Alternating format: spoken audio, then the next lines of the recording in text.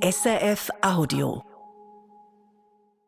Wären wir nicht ins Gebüsch gerannt, Ari hätte der uns erwischt. hat den Anschlag auf den Christopher Street Day in Berlin erlebt Ich bin gerannt, meine Freunde auch. und überlebt. Dann hat jemand direkt geschrien, ist hier jemand ein Arzt, wir brauchen einen Arzt. Und 2 Leute lagen am Boden.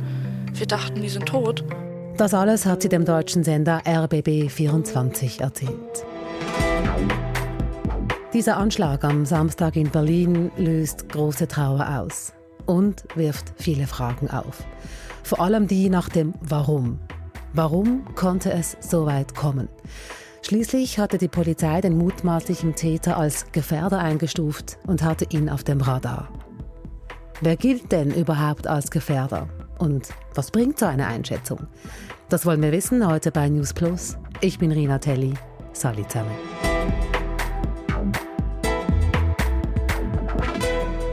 Gefährder. Dieses Wort lese und höre ich immer wieder in Berichten über den Anschlag auf den Christopher Street Day in Berlin. Islamistischer Gefährder eingestuft war. Mehrere hundert Gefährder als Gefährder identifiziert. Unter dem Motto „Haltung ist hot“ sind am Samstag in Berlin Hunderttausende auf die Straße für die Rechte von queeren Menschen. Gegen 22 Uhr fährt ein Auto in die Menschen. Eine Frau stirbt, 29 werden verletzt, zum Teil schwer. Die Polizei fahndet nach dem mutmaßlichen Täter, spürt ihn dann am Sonntagabend in einem Schrebergarten auf. Der Mann soll dann mit einer Stichwaffe auf die Polizei los sein und wird erschossen. Hätte dieser Anschlag nicht verhindert werden müssen? Schließlich war der Mann der Polizei bekannt, seit vielen Jahren.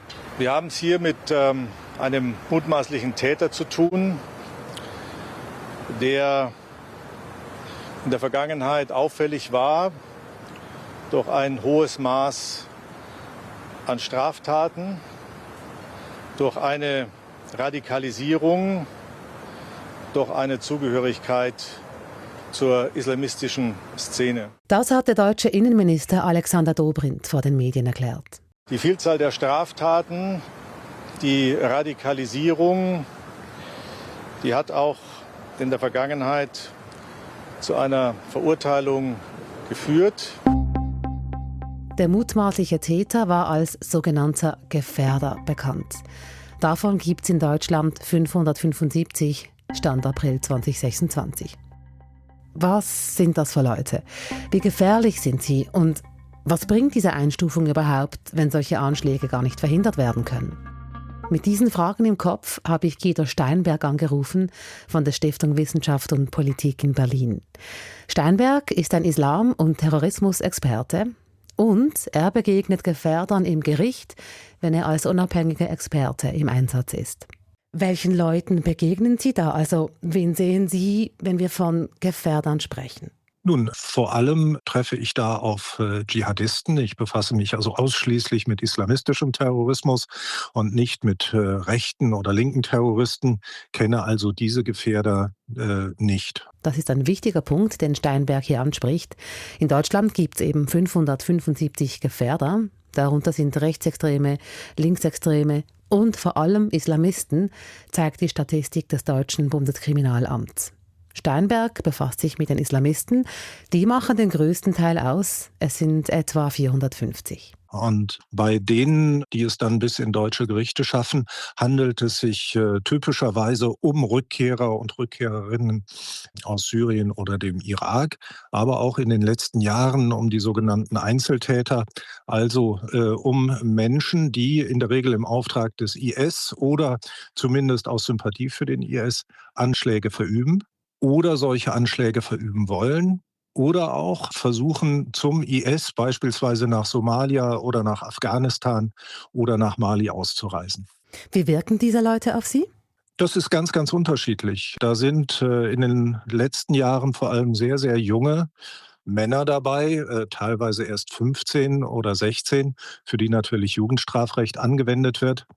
Und die wirken doch oft sehr, sehr harmlos, vor allem wenn man das vergleicht mit den Vorwürfen, die ihnen in den Anklagen gemacht werden.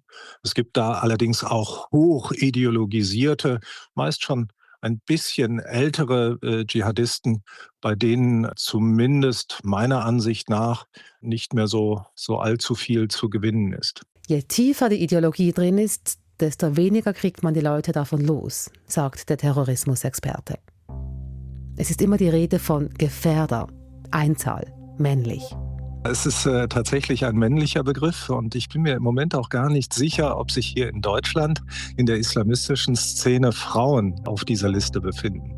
Zunächst einmal muss man sagen, dass Gefährder ein Begriff aus der Bürokratiesprache ist und der bezeichnet Menschen, die von der deutschen Polizei, nicht unseren Nachrichtendiensten, sondern zunächst einmal von der Polizei als Personen angesehen werden, denen man jederzeit extremistische Gewalttaten zutrauen kann.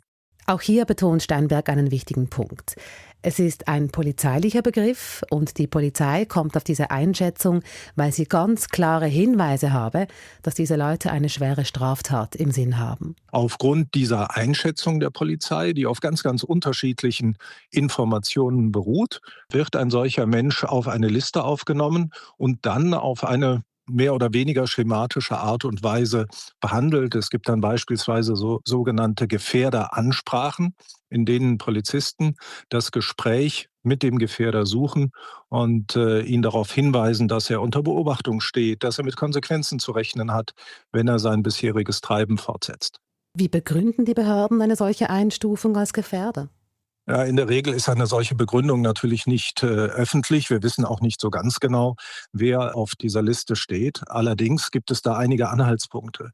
Beispielsweise sind Leute auf dieser Liste, die sich zumindest nach Wissen der Polizei und auch der deutschen Nachrichtendienste zum Islamischen Staat begeben haben und sich beispielsweise in einem kurdischen Gefängnis in Syrien oder in einem irakischen Gefängnis wegen dieses Vorwurfs aufhalten. Islamistische Gefährder werden ab einem bestimmten Moment also besonders gefährlich, wenn sie ausreisen wollen, zur Terrororganisation IS wollen und es nicht klappt. Das heißt auch, dass nicht alle Gefährder in Deutschland sein müssen. Die können auch im Ausland sein. Da sind Menschen dabei, die sich möglicherweise in der Türkei aufhalten und die vorher in Syrien waren. Aber, und da wird es interessant im gegenwärtigen Fall, da sind auch Leute dabei, gegen die bereits Ermittlungsverfahren oder auch Strafverfahren laufen, die beispielsweise versucht haben oder versucht haben sollen, zum Islamischen Staat auszureisen. Das ist ein Phänomen, das gibt es in den letzten Jahren immer wieder. Vor allem junge Leute, die es nicht geschafft haben, in der großen Zeit des Kalifats zwischen 2014 und 2017 nach Syrien zu reisen, die suchen jetzt nach Möglichkeiten, in eine der IS-Filialen zu gelangen. Also etwa nach Mali, nach Nordnigeria, nach Somalia, nach Afghanistan. Und wenn diese Ausreiseversuche bekannt werden, dann landen diese jungen Leute in der Regel auch auf der Gefährderliste. Und das hat auch einen ganz wichtigen Grund. Man kann in den letzten Jahren beobachten, dass junge IS-Anhänger, wenn es ihnen nicht gelingt, nach Syrien oder anderswohin zum IS auszureisen, dass sie dann oft beschließen, Anschläge zu verüben. Wir hatten mehrere Fälle dieser Art. Ein Beispiel war der Wiener Attentäter vom November 2020. Der hatte es nicht geschafft, nach Afghanistan zum IS auszureisen. Und solche Leute befinden sich typischerweise auf der Gefährderliste. Sehr kritisch wäre es also dann, wenn jemand eine Ausreise plant, zum IS oder zu einem Ableger, und es eben nicht klappt. Das habe auch damit zu tun, dass der IS zu genau solchen Taten wie jetzt in Berlin aufruft. Seit Jahr und Tag ruft er seine Anhänger auf, in die IS-Filialen weltweit auszureisen. Wenn das aber nicht gelingt, dann sagt er seinen Leuten, dass sie doch bitte Anschläge in seinem Sinne verüben sollen. Beispielsweise auf solche Festivals wie hier in Berlin, also Schwule und Lesben, beispielsweise Synagogen oder auch Kirchen oder auch Popkonzerte. Was die meisten dieser Attentäter eint, ist eine enge Bindung an die IS-Ideologie.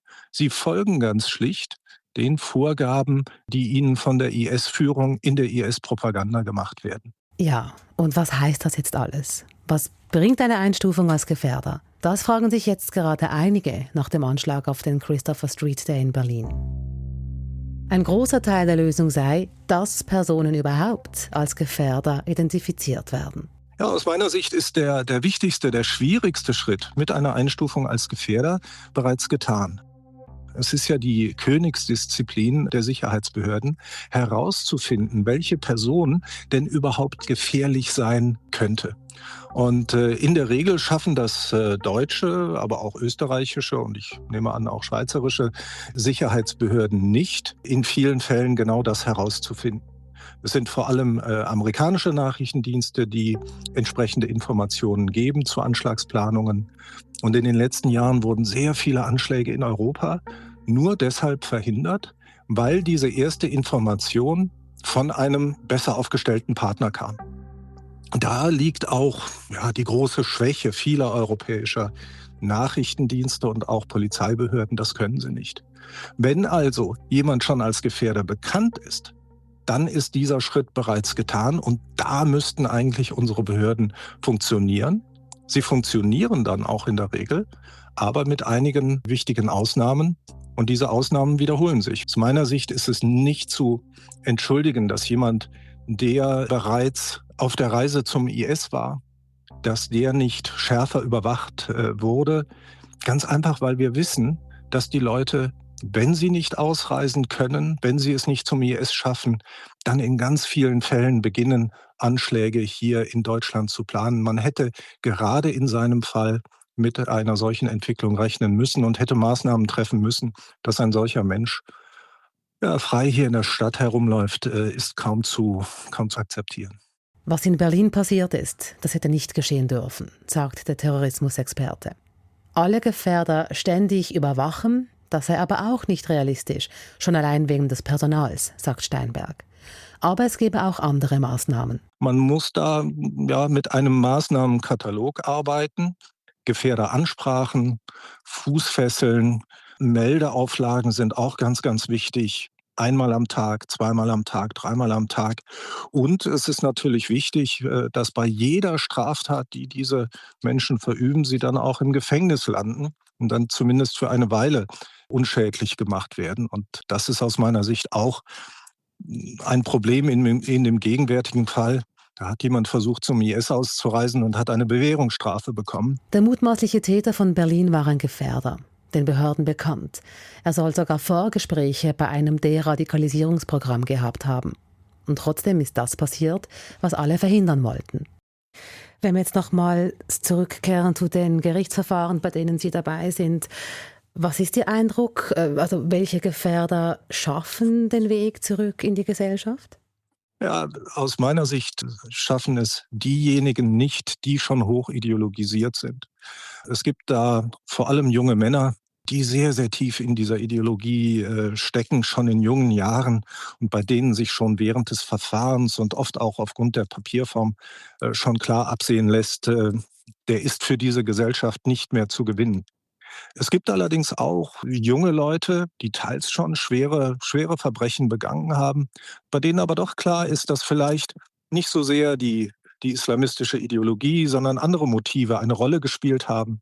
Mit denen kann man dann durchaus arbeiten. Und diese Einschätzung vorzunehmen, die ist ungeheuer wichtig. Wer Terror verübt, will Angst und Schrecken verbreiten, eine Gesellschaft lähmen und spalten. Dem solle keine Chance gegeben werden, das sagte der deutsche Kanzler Friedrich Merz bei einer Gedenkveranstaltung. Ich möchte den Teilnehmerinnen und Teilnehmern des Christopher Street Days hier in Berlin, aber auch in ganz Deutschland zurufen. Lassen wir uns nicht einschüchtern.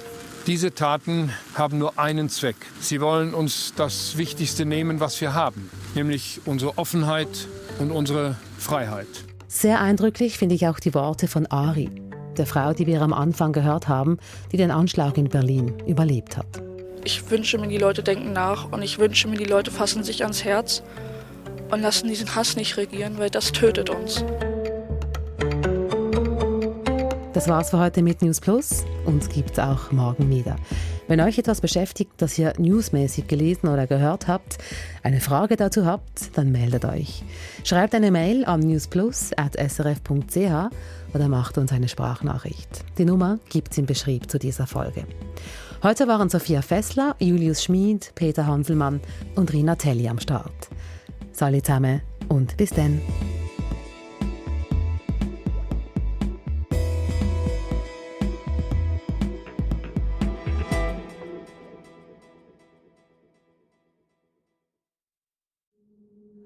Das war ein Podcast von SRF. Produziert im Auftrag der SRG.